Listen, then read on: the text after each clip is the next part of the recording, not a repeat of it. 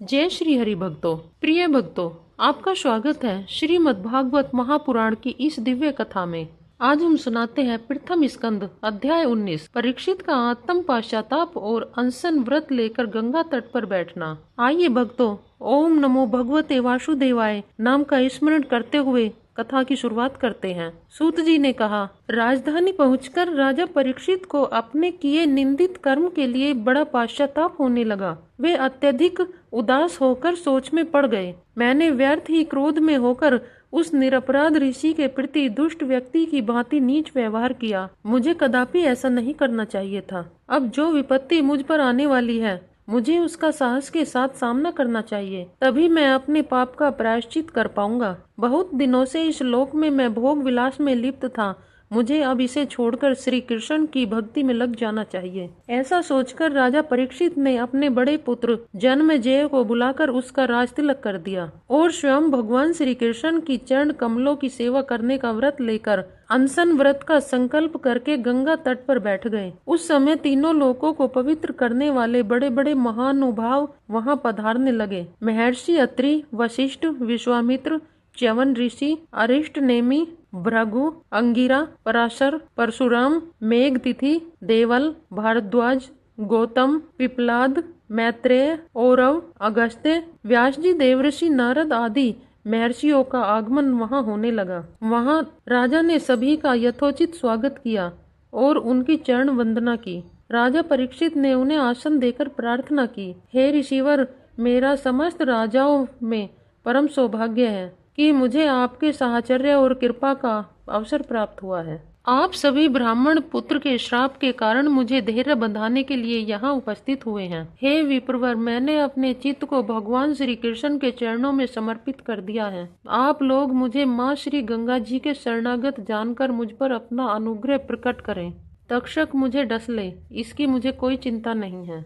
मैं आपकी श्री चरणों में प्रणाम करके आपसे यही प्रार्थना करता हूँ कि मुझे कर्मवश चाहे जिस योनि में जन्म मिले, पर भगवान श्री कृष्ण के चरण कमलों में मेरा अनुराग बराबर बना रहे। जगत के सभी जीवों के प्रति मेरे मन में मैत्री भाव बना रहे। आप सभी मुझे ऐसा आशीर्वाद देने की कृपा करें कि मेरा मन ऐसे दुष्कर्मों में ना लगे। सूत जी ने कहा, पृथ्वी के सम्राट को इस प्रकार आमरण अनशन करते देख स्वर्गलोक के देवगण उन पर पुष्प वर्षा करने लगे। सभी उपस्थित ऋषि मुनियों ने राजा परीक्षित की मुक्त कंठ से प्रशंसा की।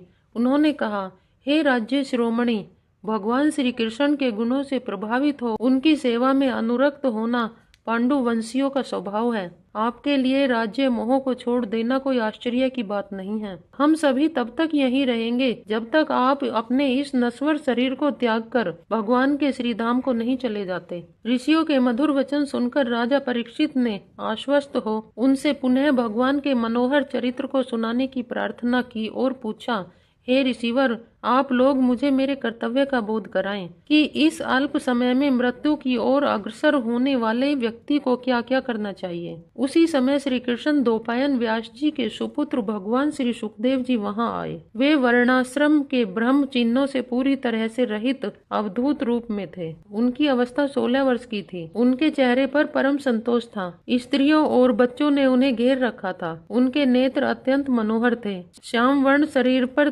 तेज की लालिमा दूर से ही लक्षित की जा सकती थी। ब्रह्मचर्य की आभा उनके चेहरे से कांति बनकर उद्भासित हो रही थी। उनका सारा शरीर अत्यंत सुकुमार था। लंबी लंबी भुजाएं, सिर पर घुंघराले बाल, चौड़ी उभरी हुई छाती, भंवर के समान गहरी नाभि, दिगंबर वेश, चित्त को हरण करने वाला सौंदर्य, होठों पर मंद मंद मुस्कान, नंगे पैर, वे बिना किसी आडंबर के सहज भाव से स्थित वहां आकर खड़े हुए। राजा परीक्षित ने अतिथि के रूप में पधारे श्री सुखदेव जी को शीश झुकाकर प्रणाम किया। उनके साथ ही अन्य ऋषिगण भी उन्हें सम्मान देने के लिए उठ खड़े हुए। उनके स्वरूप की महिमा को न जानने वाले स्त्री पुरुष वहां से लौट गए। राजा ने आदर सत्कार के साथ श्री सुखदेव जी को आसन ग्रहण कराया। वे वहां उपस्थित सभी ऋषि मुनियों के समूह में सबसे अलग तारों और नक्षत्रों से घिरे चंद्रमा के समान शोभायमान हो रहे थे। जब श्री सुखदेव जी शांत भाव से बैठ गए, तब भगवान के परम भक्त राजा परीक्षित ने उनके चरणों में सिर नवाकर प्रणाम किया और खड़े होकर प्रार्थना की, हे ब्रह्म स्वरूप ऋषिवर,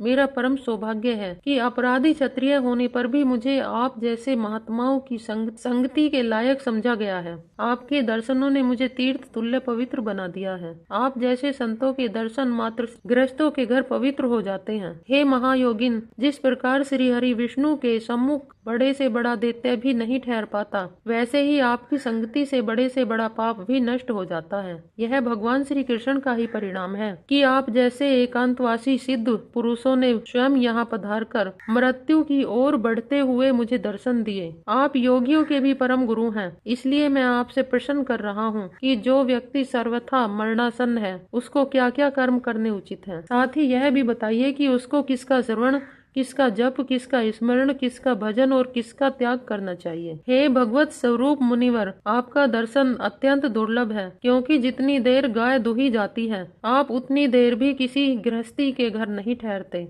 सूत जी ने कहा कि जब राजा परीक्षित की मधुर वाणी ने इस प्रकार उनसे संवाद किया, तब समस्त धर्मों के ज्ञाता वेद मर्म श्री व्यास नंदन भगवान सुखदेव जी ने सभी ऋषियों को नमन कर अपना प्रवचन आरंभ कर दिया। आज के अध्याय में श्रीमद् भागवत महापुराण सुख सागर का प्रथम स्कंद समाप्त हुआ। कल आपका स्वागत है श्रीमद् महापुराण सुख सागर के दूसरे स्कंद में। ओम नमो भगवते वासुदेवाय।